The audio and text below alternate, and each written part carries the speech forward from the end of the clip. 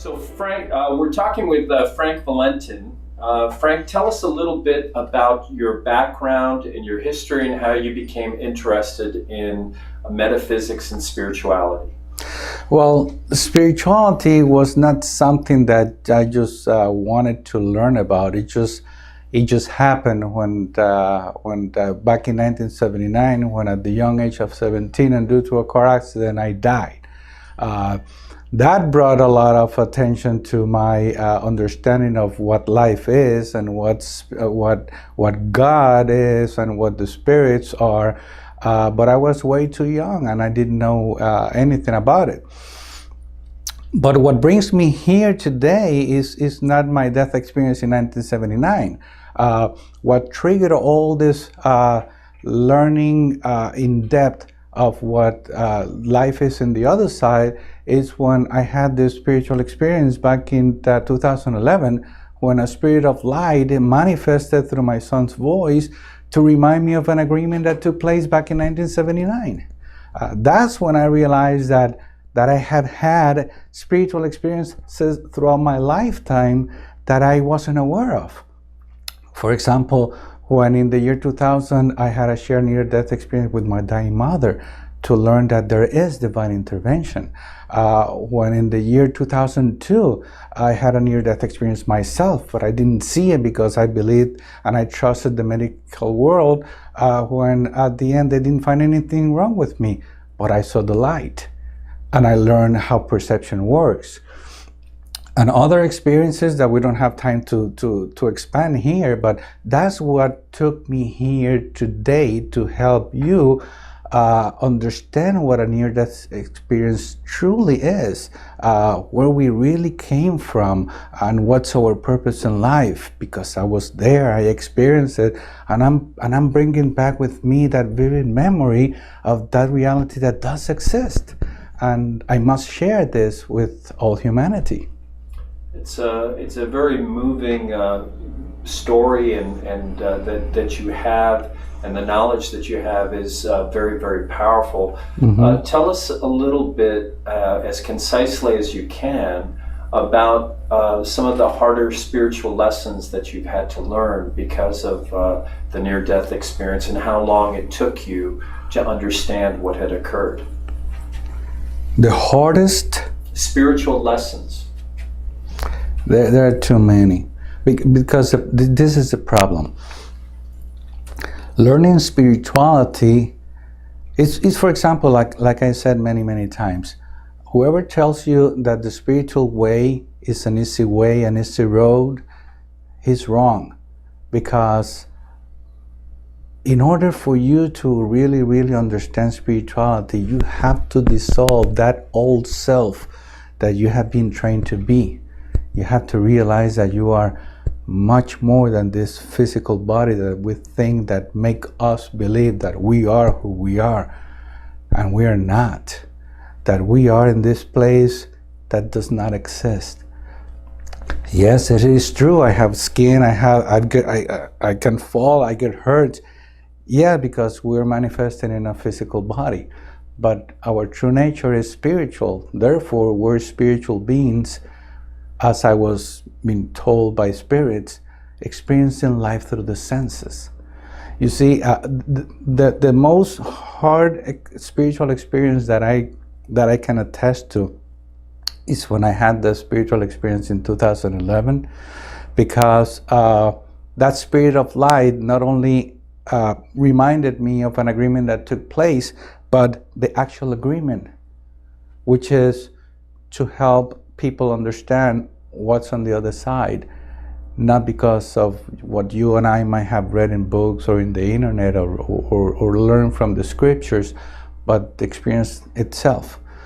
One little detail I haven't told you is that after that 2011 experience, I received, perceive, and translate higher truth from the collective forces of knowledge and wisdom, which I get from time to time. And those are lessons that I get constantly, that make me realize how much we need to learn from what spirituality truly is about. It's fascinating. So give me an idea. What is it that we're all so afraid of? Dying. Dying. We're afraid of dying because we just don't want to let go. We don't know what's on the other side. You can tell me, or I can tell you what's on the other side. You still won't believe me because you still see yourself with a physical body, having pain, being hungry, being happy, enjoying life, and you don't want to miss it. And you don't want to move, you don't want to leave, you don't want to go anywhere but the only place that you really know. And that's the biggest, the hardest thing to give up, your own life.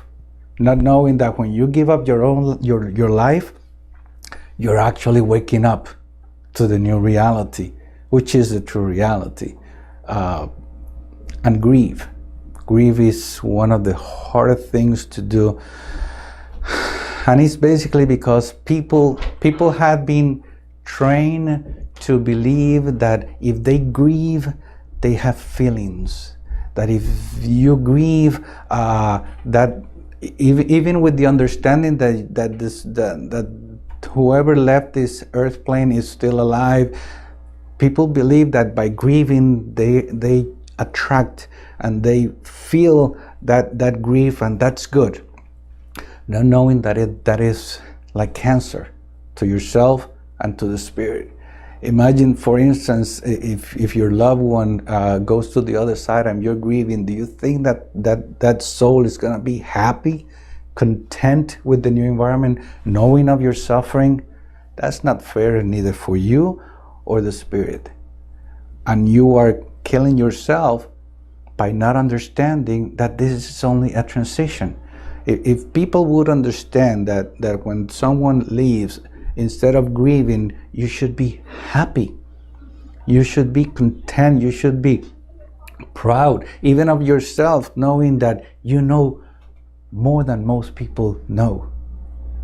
And don't worry about others, how they judge you. For example, I had this experience when my mom died in the year 2000. People were looking at me like an insensitive guy that didn't even share a tear for his mother, not knowing that I was more than happy, glad, and content that she stopped her suffering and she's on the other side evolving, as I was evolving, as we all are evolving. That's very reassuring. And I know that this is, my next question is one of the questions that you work with people on, but how do people overcome their fear, since it's so hard for us to let go or to understand? How would you concisely answer that question? I don't want to be scared. Learning. I can give you, let me give you an example. I do lecturing. I'm guest speakers at different places, and I've seen people shaking my hand and saying, those were beautiful words, those were very inspiring words. But once they get into the car, they keep on with their lives and they even forget half of what I said.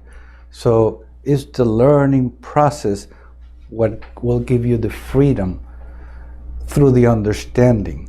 It's not like, hey, stop grieving, it's not worth it. I mean, I need you to understand this and this and that. People won't get it unless they really are committed to understand it and listen to what I have to say. I cannot give you any other explanation other than it's just learning. Wonderful. And final question, Frank. Let's move the clock forward 50 years, 100 years, 200 years. What do you most want to be remembered for? For the work I've left. It's like I told my wife, and I'm glad you asked that question. My wife asked me, so what are you going to do with all this if it doesn't go as far as you want it to be? My answer is, I will be content by only knowing that I left a good foundation for humanity to work with. Very exciting. Frank, it's been a pleasure talking with you today. I know that you're going to be doing different workshops at the Spirit University. Yeah. And for people who are interested in this topic, as I'm sure all of humanity can benefit from it, thank you very much for your conversation today. Thank you. Have a good day.